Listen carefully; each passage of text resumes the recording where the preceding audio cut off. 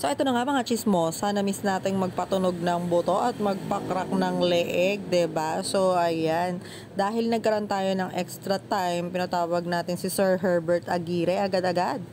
Add nyo na lang siya sa Facebook mga mare at magpabook na din kayo kasi ang sarap-sarap talaga at ang gaan-gaan sa pakiramdam.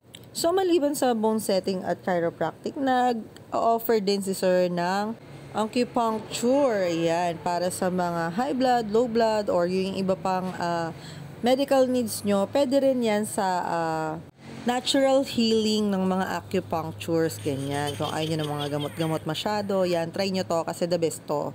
Para sa mga muscle pains, joint pains, ganyan, or sa mga na-dislocate na buto, ganyan, or ngalay na ngalay ka, ganyan, ayun, kasi ako kailangan ko to talaga dahil laging pagod sa trabaho, ganyan.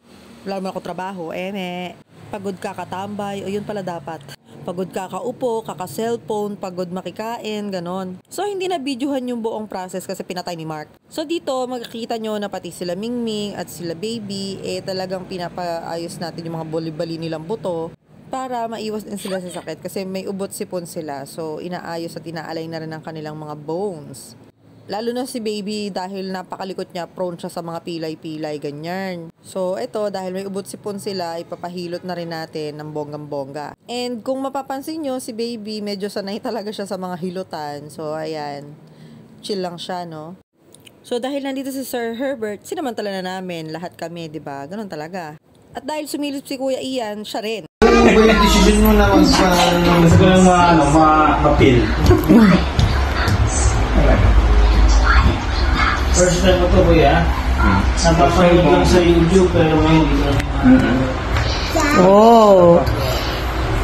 Sarap! That was so silly. The little mouse surprised us. Musical. It's Tango. Can you say that? Tango. Hindi mo ano makaramdam ko. Ganun tayo, pero grabe yung benefits ng Kuya. Mamaya tulog ka, Kuya. Di ba? Ang galing. O yan, mga kaginhawa na yan, Kuya. Hapon. Kakain pa lang naman sila. Kakain pa naman ako, sir.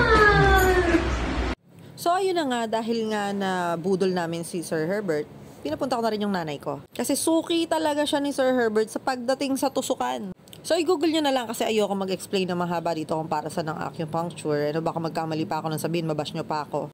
I-add nyo na lang din si Sir Herbert at magpabook na kayo. Ginagawa rin kasi namin tong therapy para kay Mark. Para dun sa, stroke niya, tsaka dun sa Bell's palsy nung nakaraan. Pero dahil hindi namin to regular nagagawa, sayang daw at sana naagapan. Ayun lang, try nyo lang din kasi maganda to para sa mga katawan natin.